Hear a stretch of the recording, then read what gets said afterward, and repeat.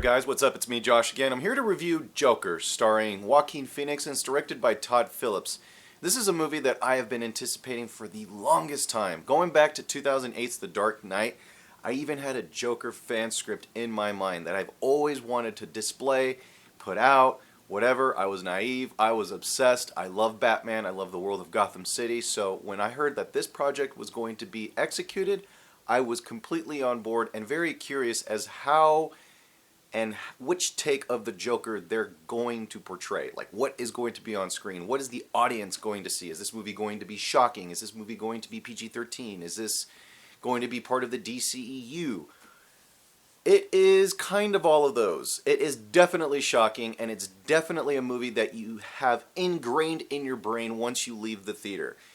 All of the criticism for this film, all the reviews, all the positive reviews is definitely warranted. As I was watching this movie unfold, I was watching Joaquin Phoenix not being Joaquin Phoenix. I believed him as Arthur Fleck, the Joker. Well, the soon-to-be Joker. And in this movie, Todd Phillips really gets a good, Martin Scorsese vibe to the film, as he promised. He promised that this film was going to feel like a Martin Scorsese film.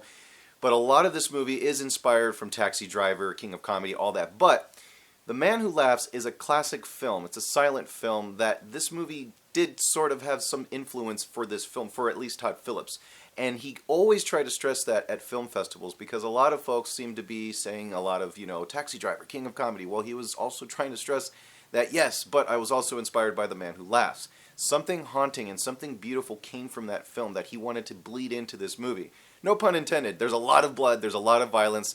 There's a lot of things that are not in the traditional DC films that are mostly PG-13. This movie is very disturbing. It's very unnerving, and it doesn't make you relax whatsoever. But that's a good thing because reactions are great.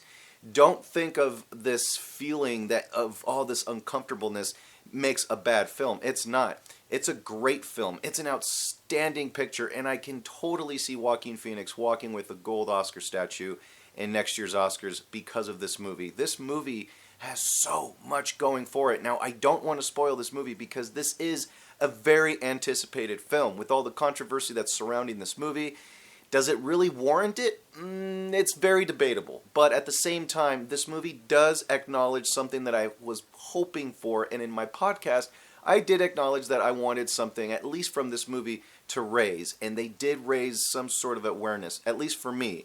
I took as something that I said, well, this is a movie that I don't see anybody getting influenced by, but I do see that this film does raise the awareness of mental illness, that it is an issue, it is a serious problem.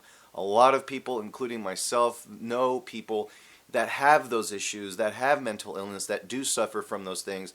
So a lot of this movie might trigger some sort of way or fashion, with folks. I mean, just giving you some caution that it's not an easy film to sit through. There's a lot of disturbing stuff here, especially dealing with the subject of mental illness. So, but aside from all of that, the performances were great. Robert De Niro, I wish there was more of him. Zazie Beetz, I wish there was more of her. But this movie really focuses on Joaquin Phoenix and his portrayal of Arthur Fleck, the soon-to-be Joker. Now, I did love everything about this movie, but there are certain things in this movie that I really wish that because of the beginning of this movie and how this movie set up the rules of how this film is grounded, I wish that some of the little isms of the Gotham City world, I guess you could say, I'm just going to leave it at that. I wish they were just kind of held back a little bit because of how this movie was set up. Little Bruce does grow up eventually to become Batman, but this is not that story. There is no Batman in this movie. This is a very immersive, a very deep, dark, cerebral film. It's very claustrophobic, but in a very good way. It really does give you this insight of what this man is going through, of how he feels, how he is just this loner in society, and he's just beat down. And Gotham City is a character in itself. Gotham City is the character. It is the bully, I guess you could say, of the film, but, so it's just how you interpret. This movie will be divisive amongst fans. A lot of fans that are going in that are expecting a Batman cameo don't expect that. Todd Phillips did state that this movie does not take place in any sort of universe whatsoever. I'm glad that this is a standalone film. After watching this movie, you're going to be glad that this is a standalone picture. You don't see this fitting in with any of the DC universe whatsoever. I don't care what anybody says. No, it will not fit. No, I don't care what anyone says. I don't see Margot Robbie's Harley Quinn with Joaquin Phoenix's Joker. That's never going to happen. Not at all. After you watch this movie, just trust me, you'll know what I'm talking about. Without giving any spoilers, this movie was great. I love this film. The third act of this movie was disturbing. There are lots of disturbing scenes in this film.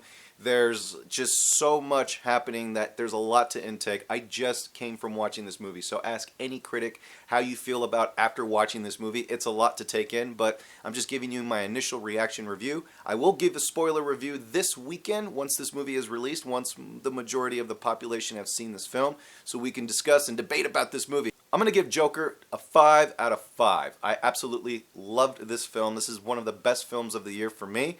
It's a great character study of a movie, and it just happens to be about Mr. J. Thank you so much, guys, for watching. I will be back with more reviews like this, trailer reviews, Star Wars talk, and more, guys. Be sure to check out my podcast, Vegas Ramblers. My brother and I, we run the show. Guys, check it out. Subscribe. You can listen to us on iTunes and Spotify.